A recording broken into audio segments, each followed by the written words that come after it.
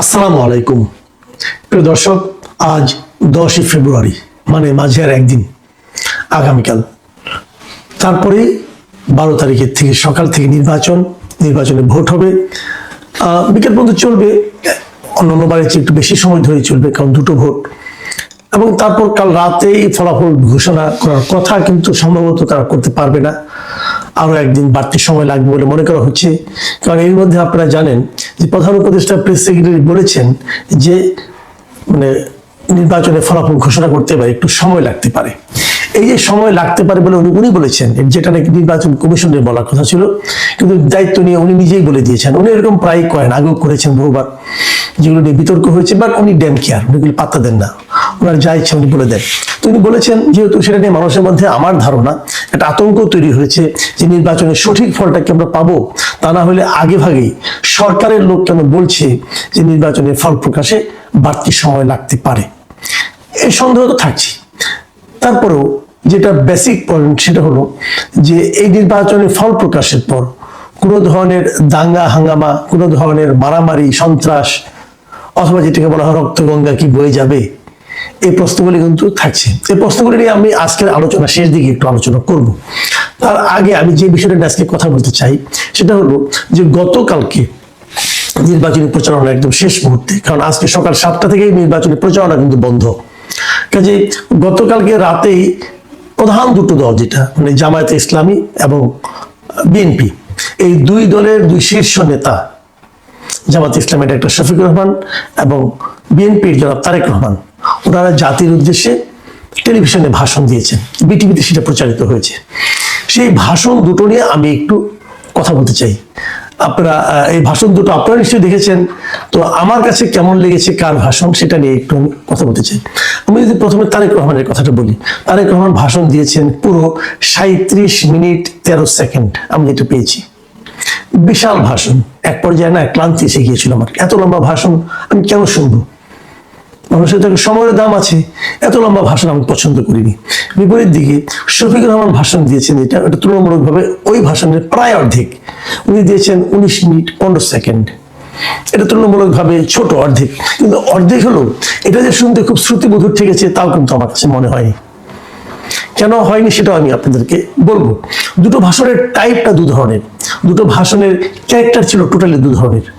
আমার কাছে যেমন ধরেন আপনি তারেক রহমান সাহেব কি বলেছেন, অনেক কথা বলেছেন, আমি দু একটা চুম্বক পয়েন্ট আমার কাছে যেগুলি চুম্বক মনে হয়েছে, গুরুত্বপূর্ণ মনে হয়েছে, সেগুলো আপনাদেরকে আমি একটু বলি।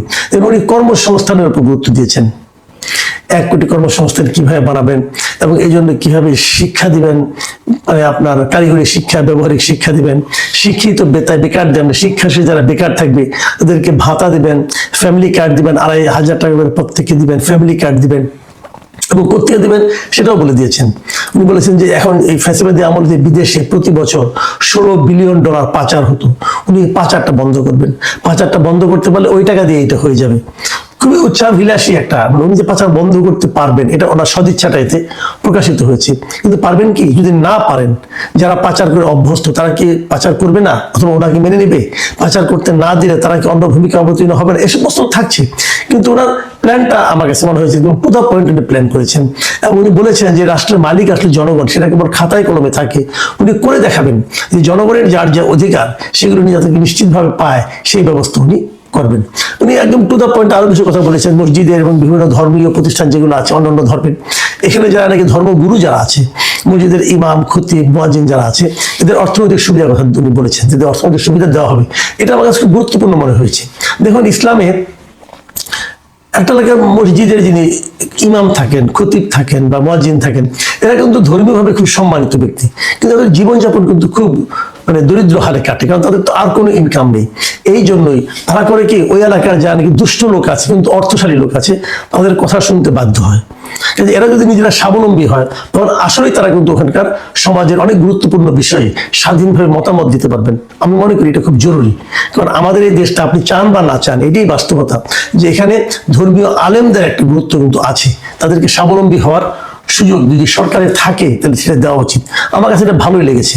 তারপরে আরো অনেক কিছু বলেছেন উনি, যে পরিকল্পনা উনি যে নিচ্ছেন, উনি একটা খুব গুরুত্ব দিয়ে বলেছেন যে আমরা তো অনেক পরিকল্পনা নেই, কিন্তু সেই পরিকল্পনা বাস্তবায়নে কিন্তু দুর্নীতি হয়, এবং এই দুর্নীতি উনি কঠোরভাবে দমন করতে চেয়েছেন। মানে উনি যে পরিকল্পনা নেবেন, এবং আমি নিজেও কিন্তু অনেকবার বলেছি যে আপনি বলেছেন যে বস্তির জন্য আপনি বস্তিতে আপনি বানাবেন, ফ্ল্যাট বানাবেন, কিন্তু যাদেরকে বানাতে দিবেন তারা কি করবে? তারা তো চুরি করবে, এবং তারা তো সেখানে নিজের আত্মীয় স্বজনের নাম বসিয়ে দেবে। উনি ওই বিষয়টা কি নাম যায় না, উনি বলেছেন যে এই পরিকল্পনা বাস্তবায়নে যে দুর্নীতি হয় এটাকে উনি কঠোরভাবে দমন করবেন। এবং আরো বলেছেন, আমি এই শব্দটা আমার ভালো লাগছে, দুর্নীতি নিয়ন্ত্রণে যতটা কঠোর হওয়া যায় বিএনপি ততটাই কঠোর হবে, মানে ম্যাক্সিমাম কঠোরতা দেখা, মানে দুর্নীতির বিরুদ্ধে এক ধরনের জিহাদ বলতে পারেন। আরেকটা কথা বলেছেন, আমি বেশি লম্বা করবো না, বুঝতেই পারছেন আপনার লম্বা তো ভাষণ, হ্যাঁ, আধা ঘন্টার বেশি ভাষণ বলে তো অনেক কথাই বলা যায়। যে কথাটা বলেছেন একটা, সেটা আমি বলি, সেটা হলো যে এই 12 তারিখে আপনারা বিএনপিকে ভোট দিবেন, 13 তারিখ থেকে বিএনপির এমপিরা আপনাদের দায়িত্ব নেবেন, এবং এই দায়িত্বটা তারা ঠিক মতো পালন করছে কিনা সেটা দেখার দায়িত্ব আমি নিচ্ছি, মানে আমি তারেক রহমান নিচ্ছি। মানে মূলত যেটা বোঝা গেল যে উনি সামগ্রিকভাবে পুরো জাতির দায়িত্বটা উনি নিজের কাছে নিতে চান, এবং নেওয়ার কথা ওনার ইচ্ছা আছে। আমার কাছে ভালো লেগেছে, একজন নেতার এরকম বক্তব্য হওয়া উচিত। আমি যদি এর বিপরীতে ডক্টর শফিকুর রহমানের বক্তব্যটা 19 মিনিট 15 সেকেন্ডের বক্তব্যটা দেখি, আলোচনা করি, তাহলে আমরা কি পাই? জামাত নেতা ডক্টর শফিকুর রহমান উনি প্রথম থেকে যে কথাটা বলেছেন যে এই দেশটা ওনারা তরুণদের হাতে তুলে দিতে চান, তরুণরাই এই দেশের কান্ডারি হবে, তরুণরাই হাল ধরবে, তরুণরাই সবাইকে মিলে ঐক্যের বাংলাদেশ গড়বে। খুবই ইন্টারেস্টিং কথা। উনি এই সঙ্গে এই কথা বলেছেন যে পরিবারতন্ত্রের অবসান ঘটাতে চান, মানে পরিবারের পরিচয়ে কেউ ক্ষমতা দখল করবে এটা ওনারা চান না। বোঝা গেছে এই আলোচনাটা সরাসরি আক্রমণটা তারেক রহমানের প্রতি উনি দিয়েছেন। লুটপাটের অবসানের কথা বলেছেন, তারপরে উনি প্রমাণ হিসেবে বলেছেন যে জামাতই পারবে, কারণ জামাতের অতীতে যারা মন্ত্রী ছিল, এমপি ছিল, তারা লুটপাট করেনি, তাদের বিরুদ্ধে দুর্নীতির কোনো অভিযোগ আসেনি, এগুলো উনি উল্লেখ করেছেন। এবং উনি বলেছেন যে নারীকে মূল্যায়ন করা হবে, নারীকে নিরাপত্তা দেওয়া হবে, কেউ যেন ভয়ের সংস্কৃতির মধ্যে বসবাস না করে সেটা দেখানো হবে। এবং উনি 3টা ক্ষেত্রের কথা বলেছেন যে দেশের উন্নতি করতে হলে এই 3টা ক্ষেত্রে উন্নতি করতে হবে, এবং এই 3টা ক্ষেত্রে কি করতে হবে? শিক্ষায় সংস্কার আনতে হবে, বিচার বিভাগ আমূল ঢেলে সাজাতে হবে, এবং অর্থনীতির সংস্কার করতে হবে। এই 3টাকে উনি মেইন টার্গেট হিসেবে বলতে চেয়েছেন। তো প্রবাসীদের নিয়ে কথা বলেছেন, তারপরে বলেছেন যে আমাদের পরিবর্তনে একটা মহা সুযোগ এসেছি, আমরা যেন এই সুযোগটা হেলাই না হারাই, এবং বারবার উনি কিন্তু তরুণদের হাতে ক্ষমতা দিতে চেয়েছেন। আর শেষের দিকে উনি হা ভোটের কথা, সেটা ঠিক মাঝামাঝিতেই উনি হা ভোটের কথা বলেছেন যে সবাই যেন হা ভোট দেয়, তাহলে পরিবর্তনটা পূর্ণাঙ্গতা পাবে। এগুলি ভালো। আমরা দুটো জিনিস খেয়াল করেছি, আমার এখানে আমি বিশ্লেষণটা করি।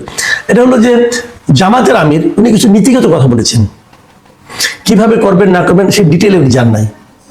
আর বিএনপি নেতা ওনার কাছে মনে হচ্ছে খুব ডিটেলে গিয়েছেন, মানে আমার কাছে মনে হয়েছে তারেক রহমান সাহেব দীর্ঘদিন ধরে এগুলি নিয়ে চিন্তা করেছেন, আমার ধারণা হয়েছে, এবং সেই চিন্তাগুলি কিভাবে কিভাবে কোনটা বাস্তবায়ন করবেন না করবেন আমার মনে হয় ওনার কাছে একটা ডিটেল প্ল্যান সম্ভবত আছে, এবং সেগুলি উনি শেয়ার করেছেন। হয়তো এই কারণে ওনারটা একটু ডিটেলে বলতে যেই হয়তো একটু বড় হয়েছে।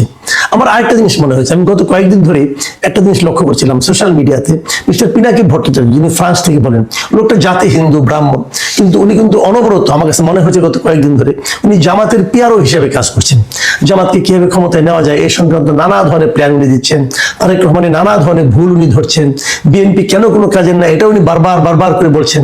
এবং আমি খুব বিস্ময়ের সঙ্গে লক্ষ্য করছি যে সোশ্যাল মিডিয়ায় জামাত এত স্ট্রং হওয়া সত্ত্বেও ওনার কিন্তু ভিউ প্রতিদিন আগের চেয়ে অল্প অল্প করে কমছে।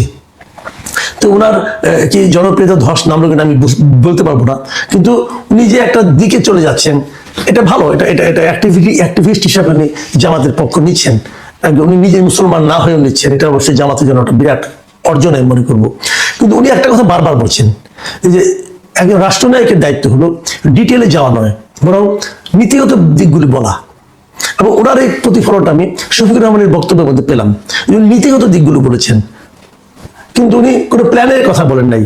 প্ল্যান না, মানে একটা নৈতিকতার ব্যাপারটা, আপনার একটা আপনার এই কিভাবে পলিসিটার কথা বলেছেন, প্ল্যান নয় পলিসি। এইভাবে উনিও কিন্তু এটাই বলেন যে নেতার দায়িত্ব হবে পলিসি দেওয়া, প্ল্যান দেওয়া না, আর প্ল্যান দেবে হলো এক্সিকিউটিভ যিনি থাকবেন তারা।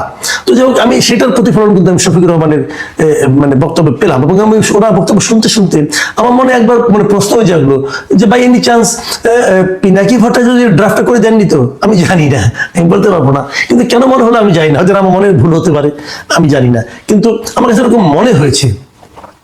আর তারেক রহমানের বক্তব্য শুনে যেটা মনে হয়েছে, উনি দেশটা নিয়ে অনেকদিন ধরে আসলে ভাবছিলেন মনে হলো আমার কাছে, যখন বিদেশে ছিলেন ওনার কিছু প্ল্যান উনি বাস্তবায়ন করতে চান হয়তোবা, কিন্তু সেগুলো কতটুকু আমাদের দেশের প্রেক্ষিতে বাস্তবায়নযোগ্য এটা নিয়ে হয়তো উনি বাস্তবায়ন করতে গেলে টের পাবেন। আমি যে কথাটা বলে শেষ করতে যে আলোচনা বড় হয়ে গেছে এমনিতেই, ছোট্ট একটা কথা যেটা আমি শুরুতেই বলেছিলাম, এই নির্বাচনের পর কি কোনো সংঘাত হতে পারে, কোনো বিরোধ দেখা দিতে পারে? আমি শুরু থেকেই বলছিলাম নির্বাচনটা শান্তিপূর্ণভাবে হবে, আমার কাছে মনে হয়েছে, কারণ যারা নাকি অশান্তি তৈরি করবে সেরকম কোনো সম্ভাবনা আমি দেখিনি। আমি বিভিন্ন সেক্টরগুলো বলেছি, বিএনপিও চায় নির্বাচন হোক, জামাতও চায় নির্বাচন হোক, সরকারও চায় একটি নির্বাচন হোক, এমনকি আওয়ামী লীগও চায় একটি নির্বাচন হোক। কাজে নির্বাচনে বিরোধ তৈরি হবে কেন, সংঘাত কেন হবে? এগুলো আমার যুক্তি ছিল। আমার যুক্তি সবসময় ঠিক হবে তা তো আমি মনে করি না, আমিও তো মানুষ, তাই না? আমার সীমাবদ্ধতা আছে, জ্ঞানের সীমাবদ্ধতা আছে।